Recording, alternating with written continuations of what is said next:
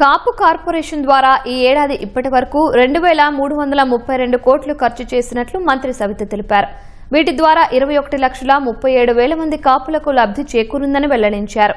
మండలిలో ఎమ్మెల్సీ తోట త్రిమూర్తులు అడిగిన ప్రశ్నకు మంత్రి సవిత ఈ విధంగా సమాధానమిచ్చారు.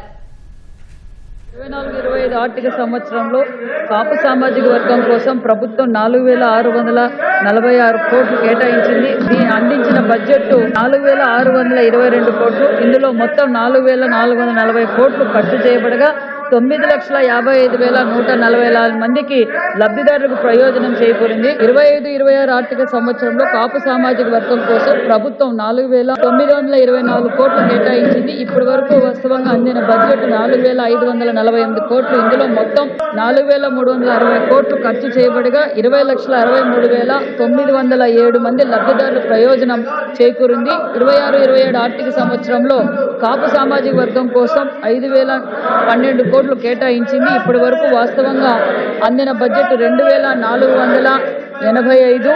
ఇందులో మొత్తంగా 2,332 కోట్లు ఖర్చు చేయబడగా 21,37,121 మంది లబ్ధిదారుల ప్రయోజనం చేకూరింది. అధ్యక్ష.